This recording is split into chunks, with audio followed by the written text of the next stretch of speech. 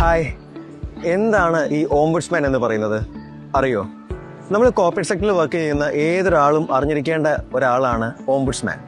2002 multi state corporate society act പ്രകാരം register ചെയ്തിരിക്കുന്ന എല്ലാ ഓർഗനൈസേഷൻസും ഓംബുഡ്സ്മാന്റെ കൺട്രോളിലാണ് എന്നുള്ളത് നമ്മൾ അറിഞ്ഞിരിക്കേണ്ട ഒരു കാര്യമാണ്. മെമ്പർമാരുടെ പരാതികൾ അല്ലെങ്കിൽ അവരുടെ ഗ്രീവിയൻസ് അതെന്തൊക്കെയാണെന്ന് ഐഡന്റിഫൈ ചെയ്തിട്ട് അതിന് ഒരു സൊല്യൂഷൻ കണ്ടെത്തുന്ന ഒരാളാണ് ഈ ഓംബുഡ്സ്മാൻ.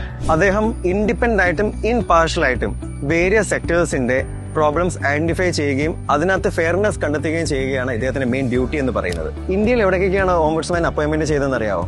റിസർവ് ബാങ്ക് ഓഫ് ഇന്ത്യയുടെ അണ്ടറിൽ വരുന്ന ബാങ്കിങ് സെക്ടേഴ്സിൽ എല്ലായിടത്തും ഇന്റഗ്രേറ്റഡ് ഓംബുഡ്സ്മാൻ അപ്പോയിന്റ്മെന്റ് ചെയ്തിട്ടുണ്ട്. അതുപോലെ തന്നെ IRDAയിലും ടെലികമ്മ്യൂണിക്കേഷനിലും ടാക്സേഷനിലും CRCSലും ഓംബുഡ്സ്മാനെ അപ്പോയിന്റ്മെന്റ് ചെയ്തിട്ടുണ്ട്. കോ ഓപ്പറേറ്റീവ് സെക്ടറിൽ ഓംബുഡ്സ്മാന്റെ ഫംഗ്ഷൻസിനെ പറ്റി അറിയണമെങ്കിൽ crcs.gov.in കോ ഓപ്പറേറ്റീവ് ഓംബുഡ്സ്മാൻ എന്ന സെക്ഷൻ സെർച്ച് ചെയ്താൽ കംപ്ലീറ്റ് ഡ്യൂട്ടി ആൻഡ് റെസ്പോൺസിബിലിറ്റീസ് നമുക്ക് കാണാവുന്നതാണ്.